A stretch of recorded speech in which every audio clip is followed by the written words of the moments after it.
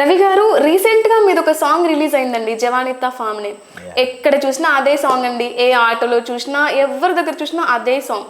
ఈ సాంగ్ ఇంత రీచ్ అయింది, ఇంత రీచ్ తో పాటు కొన్ని నెగటివ్ కామెంట్స్ కూడా వచ్చాయి. సో దానిపైన మీ ఒపీనియన్ ఏంటండి? నెగటివ్ కామెంట్స్ పైన మీరు ఒక మంచి ఫేమ్ లో ఉన్న సింగర్, సో అందరూ పాజిటివ్ గానే రిసీవ్ చేసుకుంటారు, బట్ ఈ నెగటివిటీ ఎందుకు వచ్చిందంటారండి? అంటే నెగటివిటీ ఎట్లా అంటే, ఒక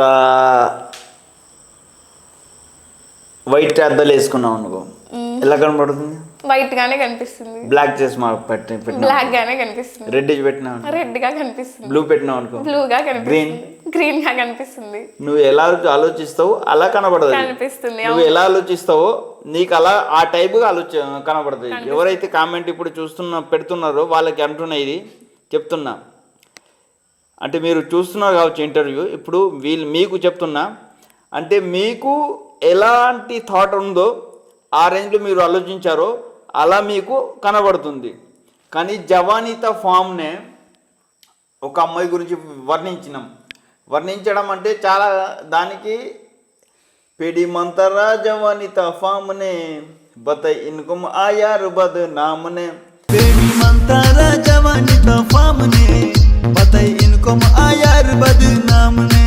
అంటే అమ్మాయి బాగా మంచిగా ఉంది, దాని గురించి వర్ణిస్తున్నాం.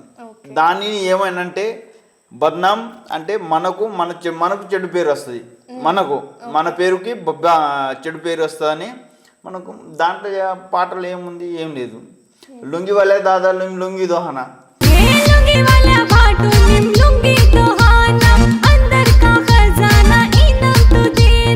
అంటే లుంగి మనం కట్టాలి. లోపల ఇంటి లోపల ఏమో బీరువా ఉంది, బీరువాలో ఖజానా ఉంది. ఆ ఖజానా ఏమో నువ్వు మార్నింగ్ టైమో ఈవినింగ్ టైమో నిలబడ బయట. నువ్వేమంటావు? అన్న నువ్వు లోపల ఉన్న ఖజానా తీసుకొని రాని అంటే నేను లేపడానికి రాదు నాకు. ఎట్లా లేపాలి? అన్న నువ్వు లుంగి కట్టాలి, నువ్వు లుంగి కట్టి నువ్వు లోపల ఉన్న ఖజానా తీసుకురాని అన్న అంటావా లేదా? ఏమో తప్పు అదా? అలాంటి తప్పు మాటలు మీకు ఆ థాట్ మీలో ఉంది కాబట్టి మీరు అలా అంటున్నారు. ఎందుకంటే మీరు ఆ రూట్లో వెళ్తున్నారు కాబట్టి. రిసీవ్ చేసుకునే విధానంలోనే ఉంటుందండి. మనం పాజిటివ్ గానే ఇస్తున్నాం, రిసీవ్ చేసుకునే వాళ్ళు పాజిటివ్ గా రిసీవ్ చేసుకుంటారా లేదా అన్నది ఇంపార్టెంట్. ప్రతి దాంట్లో నెగిటివ్ చూస్తే నెగిటివ్ గానే కనిపిస్తుందండి. ఇంకా ఏంటంటే ఇంకోటి, గోండి భాష మాది అనే వాళ్ళకి చెప్తున్నాం. గోండి భాష ఎవరి బాబు సొమ్ము కాదు.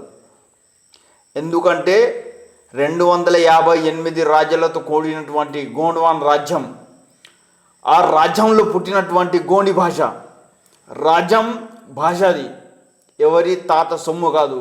భాష నాది అంటే గోండి భాషని ఇదివరకు దాకా ఎవ్వరు పాడలేక, పాటలు పాడలేక, ఏ కథలు రాయలేక, ఇలాంటి మీకు సినిమా పరిశ్రమ లేదు, ఏం లేదు.